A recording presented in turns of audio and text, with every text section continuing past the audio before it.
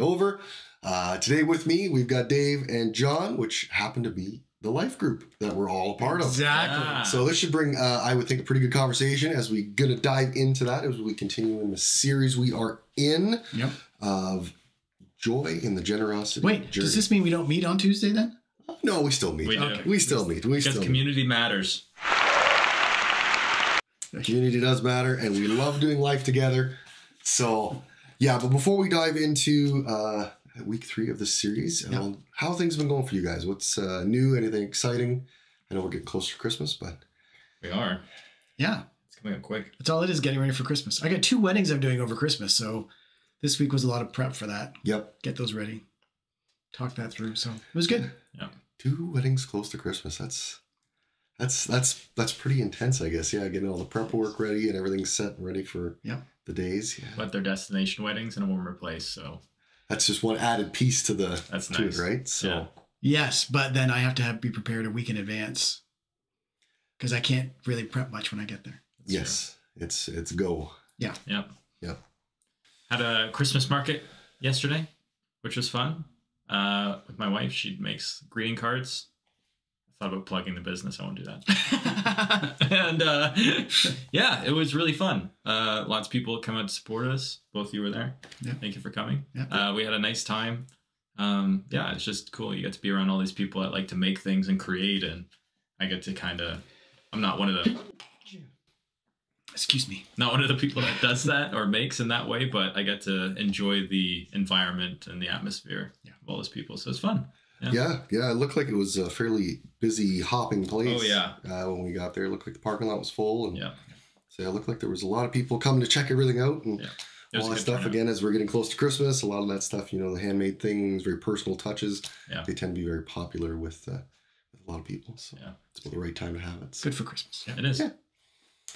For me, it's been getting over a cold that just can't seem to want to get rid of. It's just been, it's been a haul for over a week now of just trying to get rid of it, and it got worse, and now it's gotten better, and still, taking vitamins and everything, and trying to stay hydrated and that just to keep things, going forward. But so that's been a bit of a challenge, and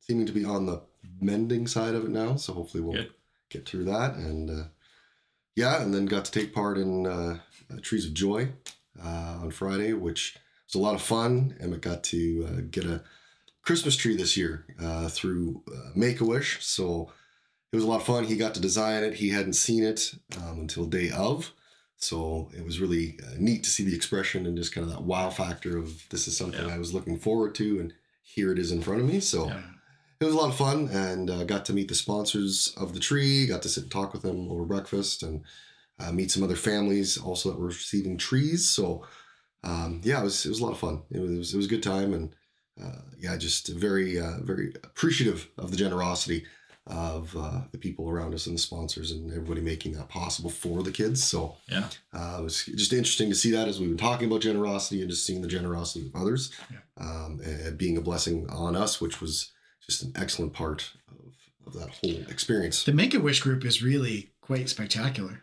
It is. It's amazing the lengths and the effort they put in to make the wish trips and other events available to the kids.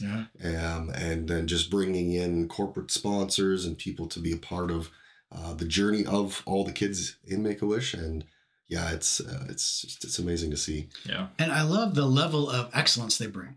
Like, I know coordinating it all and getting it started took a little bit of time, but when you get kind of in their process, it's pretty impressive how they finish everything off so well. They do. They think through a lot of details, and it's really well done. Yeah, it is really well done. And there's a lot that goes into it and a lot of stuff that you don't see behind the scenes. It was an excellent time, and just really thankful. So we'll see the tree this coming Thursday. It gets delivered. So we'll have to get the space already and everything set up to arrive and have it ready. So that's right. Looking forward to that. So should be a good Christmas season. I think it's gonna be a good one for this year. So you also got to be on TV.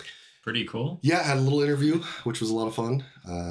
Did you plug the podcast? Just should have talk it over. Just a little interview. Just to kind of go over a little bit of his journey and the reasons kind of why we were there. Yeah. And so, yeah, it was a good experience, and the whole family got to be a part of it. So it was a lot of fun. Yeah. Certainly a lot of fun. So yeah, diving into today's message, joy and the generosity journey. Yeah. Well, and it's pretty cool that this series is about generosity, and you guys have just experienced that in such a significant way. Yeah. Over the past month, we've had 2 real big pieces of generosity with Make-A-Wish trip and then the Trees of Joy. Yeah. And it was, it's just how interesting how this is all lined up, and then seeing people being generous. It really leads to, God's got a plan for, the generosity part of people being generous, and then you also being generous as well. And it was neat to see that through the past month. So yeah, it's kind of neat how this series is lined up kind of right in almost the middle of both of it. So yeah. What's it like being on the receiving end of that much in terms of generosity? It's a lot to process as we, process all the generosity pieces. Yeah. Because again, it's sometimes you want to say, no, it's okay. Everything, why are you choosing us for all this stuff? We've already been blessed with things, and sometimes you kind of want to turn it down and say no. And, but then realizing that sometimes saying no, you're removing the opportunity for somebody to be a blessing. Yeah. And we've of course discussed that in many different topics of, you have to be okay to accept the blessings as well. And not try to stop them, because you're robbing somebody of being that blessing, and being generous in a way that they can be. Yeah. So yeah, it's still sinking in over the past month of everything that's happened and everything that we've been blessed with, and then trying to figure out how can we continue to be generous as well, moving forward with, the different areas in our lives that we have opportunity to be generous. It's funny because when you were in the middle of everything with Emmett for years, right? You think that's when I would like it, but you couldn't. You couldn't actually handle that. It would be too much. It would be, yeah. And so you have to wait until he's actually finally medically in a better place. And then it feels like, well, we don't need it now, so to speak. Yeah. Because we're not in the middle of it. Yeah, exactly. But I guess for some people, if you don't recover well, and you guys were in community and were recovering well, so now it feels like we love this. We're so thankful for it, but it's not needed the same way. Yeah. The need's a little different. Whereas for other families where maybe they didn't process it as well, maybe they didn't have the supports, you could see where when they get to that stage, you'd be like, oh, finally something. Yeah, finally something. Right? Yeah. Something good is finally happening. Yeah, exactly. And yeah, in the midst of it, it was like, man, the trip, we're like, oh man, they've given us so much. They're providing us with so many things, and making everything available to us while we're on the trip. And we're like, we don't need all this. This isn't like necessary. We're not there anymore, right? Right, we're not there. And me and Leanne had to take a moment and actually just sit down and kind of start, again, telling the story and remembering all the hard things that he's gone through, 8 years ago when it all started. All the hard things, the blood work, the 30 surgeries, the everything that he went through at that time. Yeah. Has kind of culminated into this wish of a, and it makes me think about Leanne sort of getting those little, were they beads or they were, she would put together. Yeah, the beads of courage. Beads of courage, right? So you get a bead and you put it on kind of like a bracelet. Yeah, it just goes on the string, yeah. And then by the end, you had so many beads on there because of so much stuff that actually you could wrap it around your house. Well, we used it, not quite that much, but we did use it as a garland one year on our tree. On your tree. So we wrapped the tree completely in it. And because there's so many beads on it, it had to be that long. And each thing represents a different procedure, blood work, a therapy he was receiving, something like that. And we eventually got to a point where we filled a jar, just kind of spiraled. We thought we're going to put it on the tree. So we used it as a garland that year as what we used to decorate our tree. Just, again, try not to forget the story, right? Because if you don't talk about it or discuss it, we tend to forget those things, right? So on those trips at the Trees of Joy, it was kind of like we got to remember why we're here, how we got here. Yeah. And we got here because of all the pokes and the surgeries and everything else that was like, it's okay to receive this blessing now. Yeah. He's at a place where he can actually enjoy it. He can be involved. He can be enjoying it. It's not just he's kind of medically stuck and we can enjoy it, but he can't enjoy it, right? Yeah. Which is a blessing in itself, because not all kids even get there. No, certainly not all get there. And we did see some of them on our trip that were certainly more medically fragile than Emmett was. Yeah. And realizing that this might be the only trip, this might be the only opportunity they're going to have to enjoy something like this. Yeah. Trees of Joy, numerous kids with different cancers and things like that maybe are in remission now, but could start again.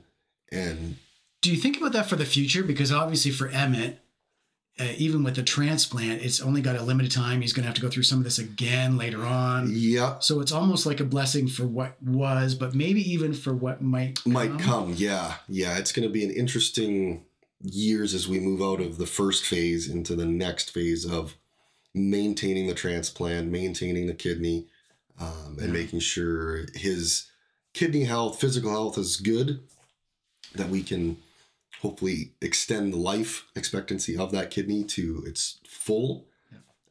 But there's always the back of the mind that we're going to get to a point where we're going to have to do some more surgeries again as he continues to age and again be on all the medications again. That just again, it's not a forever, but we're hoping we can get to a point where the medical field will be able to do something different. That might be a more permanent fix to the kidney transplant, and that he'd be able to kind of do one more and then that's it forever kind of thing. So because when you talk about generosity, and we're going to kind of unpack that, obviously the person who donated the kidney, right, that's next level generosity. Like I will go into surgery and give a part of myself and put myself at risk for the life and well-being of somebody else. It's pretty spectacular. It is. And we were able, again, yesterday, we got together with them for Christmas, kind of a Christmas meal, and got to spend some time with them and chat and kind of discuss a bit of the trip and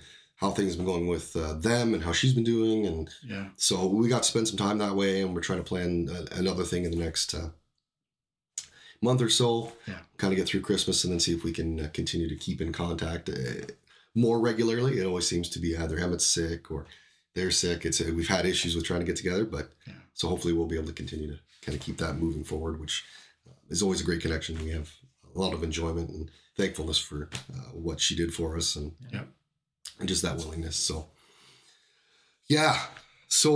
generosity. It's a great topic. We can talk a lot about generosity and what it is to be generous. Our scripture today is from 2 Corinthians 9, verse 6.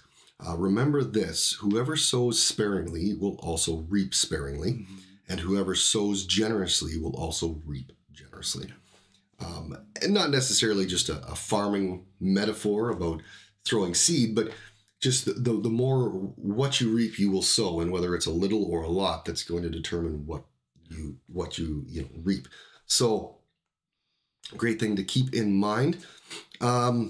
Rick Warren used to talk about that a lot, that's kind of like built into creation. Then God put it in, like if you want to collect, if you want to harvest a lot, you have to invest a lot on the front end in terms of what you plant to get there. And so God seems to have worked it out that way to encourage us not to be miserly and keep it, but actually to give it away. And then it comes back to us in different ways, and how God kind of blesses us. It's pretty amazing. So we're going to dive right in here. What part of the message was most impactful for you, and why? Was it something that really stood out in today's message? I really appreciated Pastor Chris talking about the different mindsets. Kind of like it's all for me, and then I'll give the tithe if I have to, kind of, and then giving your life away, laying down your life, and talking about how it was, it's a progression, actually. It's a journey that we're all on, that we're trying to kind of grow in that. And I thought that was really, really good, because I think sometimes it's easy for us to think, well, I've done these things, so I've arrived. I'm finished now. And I guess the challenge that I took from that I thought was really meaningful was, I don't care where you're at, you can always push ahead more. Right? There's always a next level, a next step you can take. Yeah, I was kind of on the same thing. Again, it was as he approached it as mindsets, but then moved it from mindsets to it's a progression as you move forward. I thought that was really good, because we all start out as I made it, it's mine. Like that's where we all start. Like it's not, we start at. I've already given, like I'm starting at, I lay my life down. We never start there, but that's the direction we're always wanting to head towards. Yeah. So yeah, I thought that was great how he kind of unpacked that with just taking a small step, one little step more forward to working towards, you know, giving my life and laying it down. So yeah, I thought that was really, really good. Yeah. And that last step's a bit tricky because it never ends. Like we're always going to have to try and lay down our life because that's like very different than what our flesh desires, than what is normal to us in this life. So yeah, it's interesting. I think that was my biggest takeaway as well. That there's all those steps, but then you get to that last one, and that is actually a continual learning process. Yeah. That you're always gonna like have to learn how to be better at laying down your life. Yeah. And that we forget.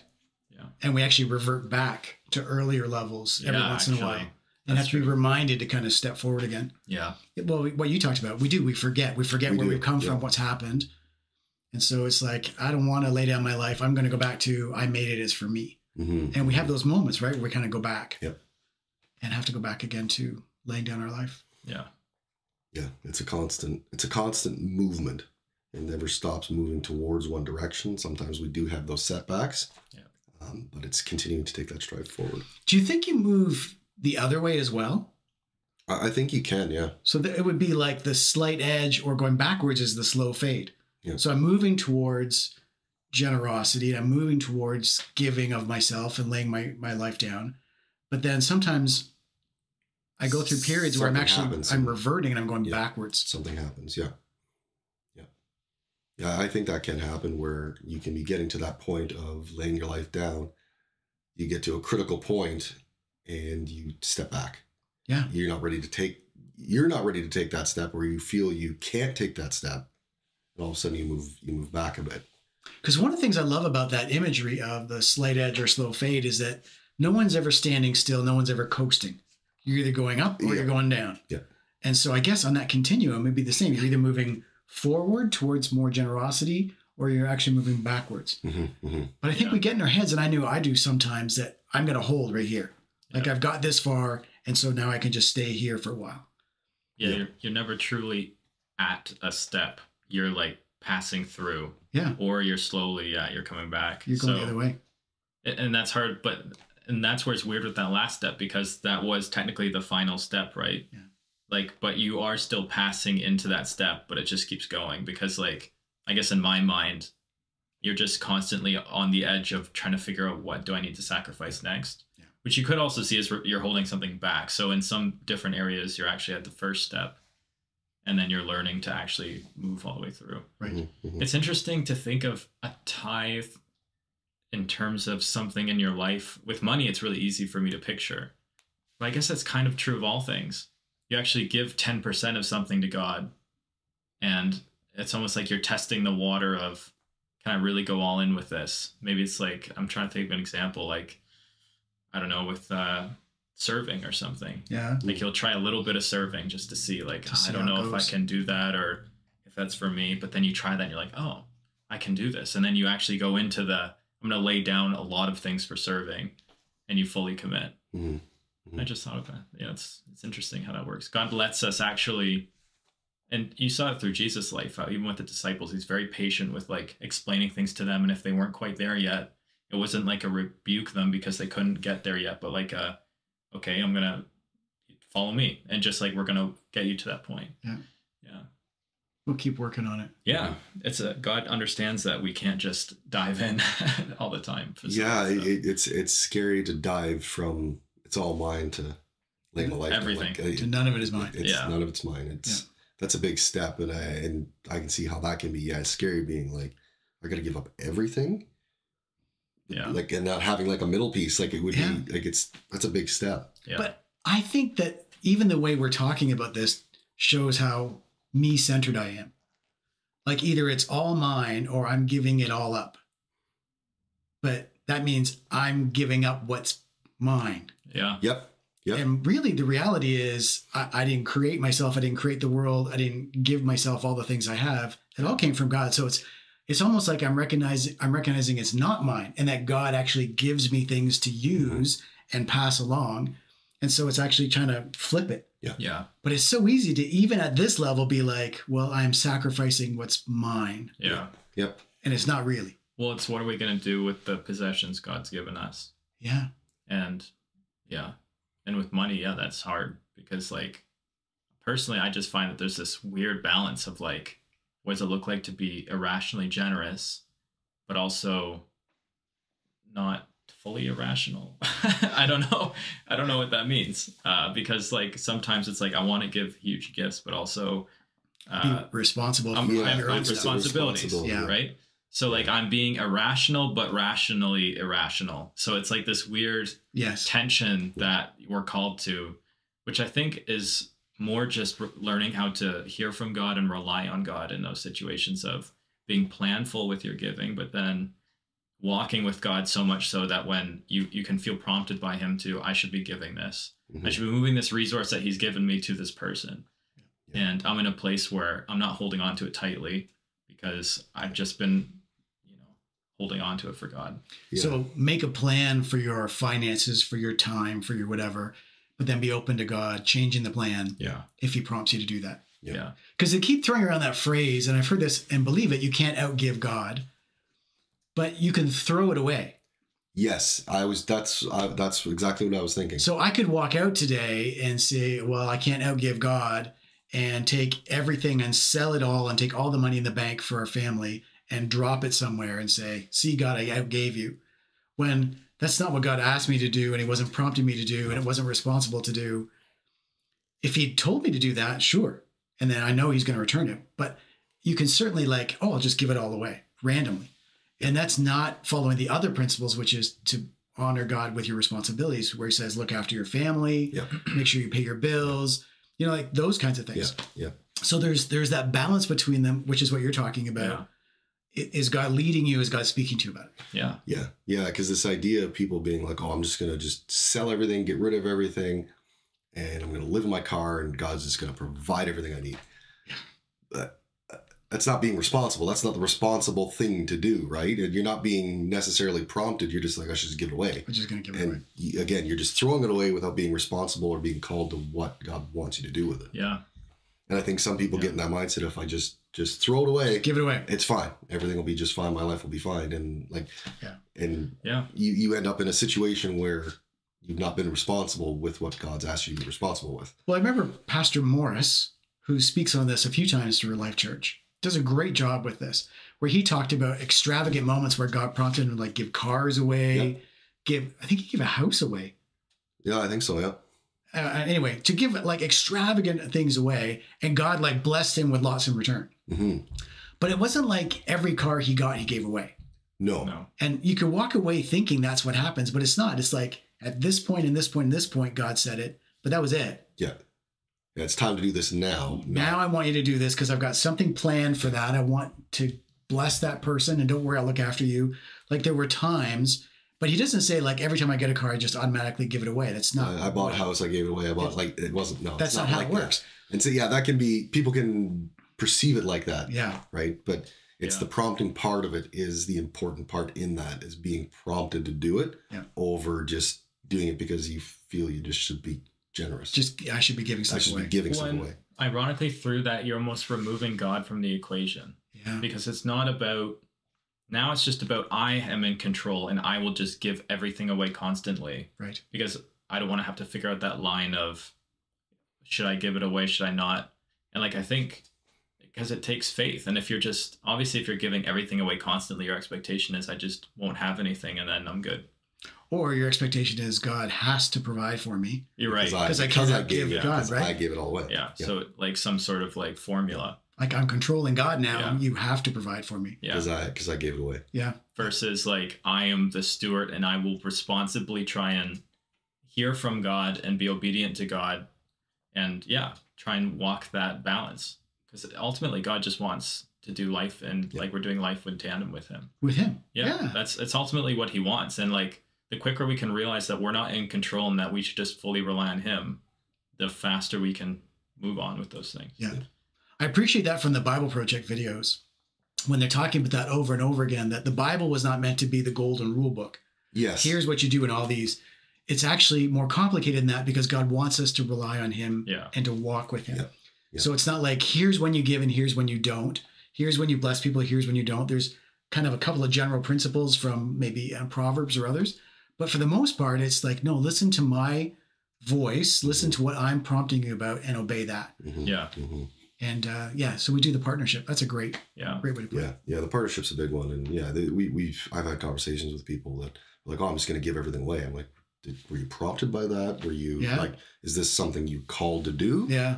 Well, no, I should just give it away and God will provide for me.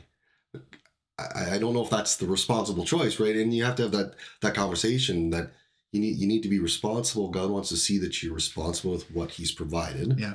And then from there, he can prompt you to be generous with that. Yeah. And it's not like I give it away, so now you got to give to me. It's just, again, it's that I did it, so now you have to. I did, you have to. Right? And this is a very small part of the percent. Most people are like, I'm going to hold on to it. Yes. But there are a few that there's a small percentage that they feel they just have to give it away without the prompting, and then become irresponsible with what God's provided for them, and then they get in a difficult situation and be like, well, where are you? Why aren't you providing? Why aren't you doing this? Why aren't right? Yeah. So the responsibility is a big part of it. That partnership with God calling you to do things is a big part of it, and how it all works to being generous. So. Yeah, that's good. Well, we've come to the end of time here.